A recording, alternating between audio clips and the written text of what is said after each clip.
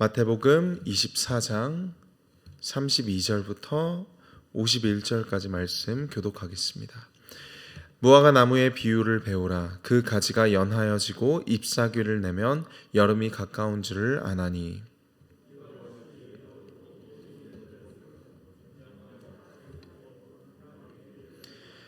내가 진실로 너희에게 말하노니 이 세대가 지나가기 전에 이 일이 다 일어나리라. 그러나 그 날과 그 때는 아무도 모르나니 하늘의 천사들도 아들도 모르고 오직 아버지만 아시느니라. 홍수 전에 노아가 방주에 들어가던 날까지 사람들이 먹고 마시고 장가들고 시집가고 있으면서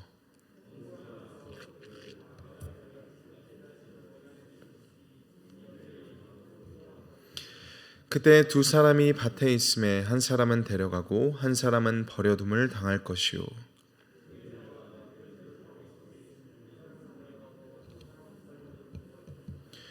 그러므로 깨어 있으라. 어느 날에 너희 주가 임하는지 너희가 알지 못함이니라.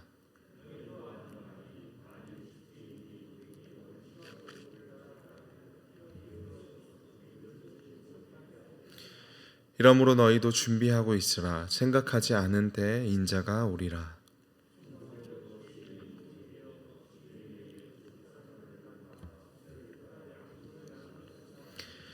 주인이 올 때 그 종이 이렇게 하는 것을 보면 그 종이 복이 있으리로다.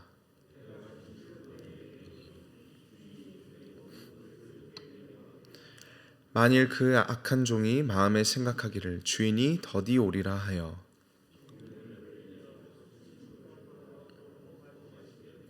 생각하지 않은 날 알지 못하는 시각에 그 종의 주인이 이르러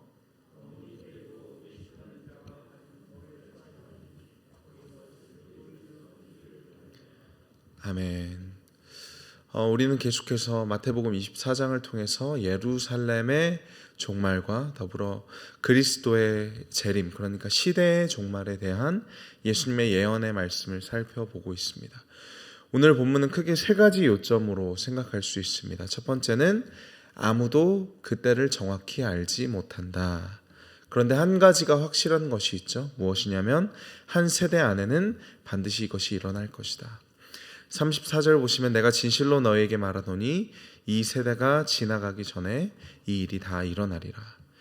실제로 예수님이 돌아가시고 나서 한 세대가 다 지나가기 전에 예루살렘 성은 무너지고 또 성전이 파괴되었습니다.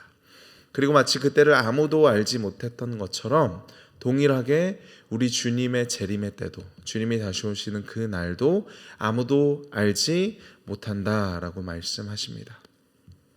그러나 어떤 이들은 지금도 교묘하게 진실과 거짓을 섞어서 주님의 재림의 때를 구체적으로 알 수가 있다고 말하기도 합니다. 그러나 우리는 이 때를 아는 것이 심지어는 성육신하신 성자 아들이신 그분에게도 허락되지 않았다라는 것을 분명히 기억해야 합니다. 두 번째는 마치 노아 때에 그랬던 것처럼 마지막 때에도 평상시의 삶이 계속될 것이다 입니다. 38절과 39절입니다. 홍수 전에 노아가 방주에 들어가던 날까지 사람들이 먹고 마시고 장가들고 시집가고 있으면서 홍수가 나서 그들을 다 멸하기까지 깨닫지 못하였으니 인자의 임함도 이와 같으니라. 여러분, 이번 주에 동작구와 관악구 또 강남에 비가 참 많이 왔습니다. 그리고 비가 올 것을 알고 있었지만 비가 그렇게 많이 올 것이라는 것을 우리가 예측하지 못하였고 또 어떤 이들은 불의의 사고를 당하기도 했죠. 저는 그 비 내려오는 비를 보면서 노아의 때를 생각하게 했다고 생각합니다. 그날에도 동일하게 사람들이 먹고 마시고 또 장가를 들었을 것입니다. 그러나 그러한 부주의한 세상 위에 주님의 재림이 불시에 임할 것이다. 그리고 홍수가 나서 그들을 다 멸하기까지 깨닫지 못했던 것처럼 주님이 오시는 그날도 그렇게 불시에 우리에게 다가올 것이다 라고 말하고 있습니다. 그래서 우리 주님은 인자의 임함도 이와 같으니라. 인자의 임함도 이와 같으니라. 여러분, 노아는 우리 하나님이 주신 그 경고의 말씀을 마음에 새기고 모두가 비웃을 때 방주를 지었습니다. 우리도 인자의 임함도 이와 같으니라는 말씀을 붙잡고 우리의 사명을 감당해야 하는 것이죠. 그리고 마지막으로 세 번째는 누군가는 데려가고 누군가는 남겨질 것이다 라는 말씀입니다. 우리 주님은 구체적인 두 가지 예를 드셨죠. 40절과 41절에서 두 사람의 밭에서 일을 하고 있습니다. 한 사람은 데려감을 당하고 한 사람은 버려둠을 당한다. 그리고 두 여인이 맷돌질을 하고 있는데 한 사람은 데려감을 당하고 또 한 사람은 동일하게 버려둠을 당한다. 이 말씀의 구절을 오해하는 사람들은 이 구절을 휴거를 나타내는 구절이다라고 해석하기도 합니다. 그러나 우리가 분명하게 알아야 할 것은 이 구절은 휴거와는 아무 상관이 없습니다. 오히려 여기에서 데려감을 당하는 쪽은 누구냐면 생명을 잃는 쪽입니다. 예수님 당시에 로마 군대가 예루살렘 성을 공격하고 또 성전이 파괴되었을 때 데려감을 당하는 쪽은 죽임을 당하는 쪽이었습니다. 그리고 오히려 버려둠을 당하는 이들은 생명을 부지한 이들이었죠. 그러니까 예수님의 예언대로 예루살렘 성이 무너지고 성전이 파괴될 때 데려감을 당한 이들은 로마 군대에 의해서 죽임을 당했고 버려둠을 당한 이들은 오히려 생명을 부지하였습니다. 그러니까 이 말씀의 핵심은 휴거에 대한 말씀이냐가 아니냐가 아니라 바로 우리 주님의 말씀의 요지는 무엇이냐면 준비하라는 것이죠. 그때가 부지 중에 부지불식간에 너희에게 임할 것이니 너희가 준비하라는 것입니다. 그래서 우리 주님은 오늘 본문 42절부터 52절까지 재림을 늘 너희가 준비하고 있어야 할 것을 비유의 말씀으로 말씀하고 계시죠. 42절부터 44절입니다. 그러므로 깨어 있으라 어느 날에 너희 주가 임하는지 너희가 알지 못함이니라. 너희도 아는 바니 만일 집주인이 도둑이 어느 시각에 올 줄을 알았다면 깨어 있어 그 집을 뚫지 못하게 하였으리라. 그 집주인이 만약에 도둑이 언제 올 줄을 알고 있다면 당연하게도 깨어 있어서 그 도둑이 집에 들지 못하도록 예비하고 방비할 것입니다. 그리고 44절에서 이러므로 너희도 준비하고 있으라. 준비하고 있으라. 왜냐하면 생각하지 않은 때에 인자가 올 것이기 때문에. 생각하지 않은 때. 노아의 시대에 오직 노아만이 비가 올 것을 기다리며 또 홍수를 준비하며 자신의 삶을 들여서 시간과 노력을 다했습니다. 이와 동일하게 도둑이 올 줄 아는 집 주인만이 집을 뚫지 못하게 준비할 수 있다는 것이죠. 우리는 마치 노아가 그랬던 것처럼 그리고 마치 도둑이 올 것을 알고 있는 집 주인이 그리할 것처럼 그분의 재림의 때를 기다리며 우리를 그것을 준비하는 데에 우리의 온 삶을 집중하고 바쳐야 한다라는 의미입니다. 여러분, 이러한 삶은 어떤 삶이라고 이야기하냐면 종말에 비추어 사는 삶이다. 종말에 비추어 사는 삶이다. 여러분, 종말에 비추어 사는 삶이 무엇일까요? 그것은 늘 역사의 끝을 바라보면서 살아간다는 의미입니다. 노아는 반드시 이 땅의 모든 것이 사라질 것이라는 그 역사적 종말을 바라보면서 그의 삶을 바치고 헌신하였습니다. 그러므로 그는 그 늘 종말을 바라보면서 종말에 비추어서 오늘 하루를 살아냈기 때문에 그 자신에게 주어진 사명을 온전히 감당하고 충성할 수 있었다는 것이죠. 동일하게 그리스도인도 주님이 반드시 다시 오실 것이라는 그 역사적인 종말을 바라보며 살아가기 때문에 우리의 일상을 종말론적 관점으로 종말에 비추어 가면서 살아간다라는 것이죠. 그리고 그렇게 하지 않는다면 우리가 우리의 삶의 종말을 바라보며 또 우리 주님 다시 오실 그 재림의 날의 역사적인 종말을 바라보며 살지 않는다면 우리는 결코 그리스도인으로서 우리의 사명을 충성할 수 없다라는 것입니다.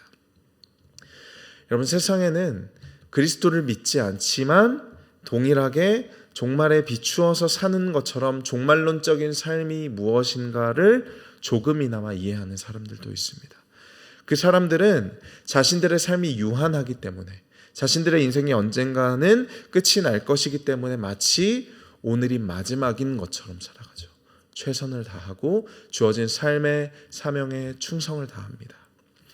하물며 믿지 않는 이들도 이렇게 산다면 반드시 우리 주님이 다시 오실 것이라는 분명한 재림에 대한 확신과 종말을 아는 이들, 그리스도인들은 어떻게 살아야 하겠는가? 여러분, 우리의 삶을 반드시 종말에 비추어 보면서 살아가야 한다라는 의미입니다.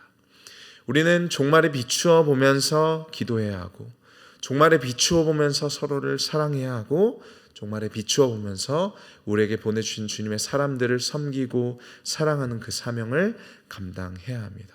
이것이 바로 노아가 살았던 종말을 바라보며 사는 삶이라는 거죠. 여러분, 우리가 그것을 바라보지 않고 기다리지 않으면 우리는 사람들의 비웃음에, 또한 세상의 문화의 그 급류에 금세 휩쓸리고 말 것입니다.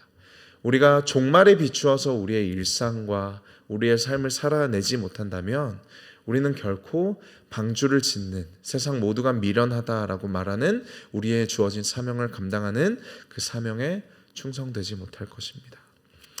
계속해서 45절부터 47절은 우리가 주님의 재림을 어떻게 준비해야 하는가, 그렇다면 종말에 비추어서 살기 위해서 어떻게 구체적으로 우리가 살아야 하는가를 우리 주님이 비유로 말씀해 주십니다. 45절입니다. 충성되고 지혜 있는 종이 되어 주인에게 그 집 사람들을 맡아 때를 따라 양식을 나눠줄 자가 누구냐.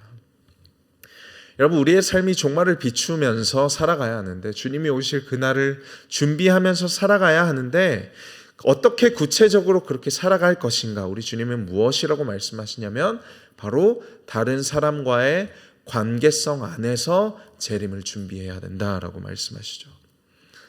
여러분, 지혜 있는 종, 다시 말해서 재림을 준비하는 종은 다른 종들을 섬기는 일을 한다.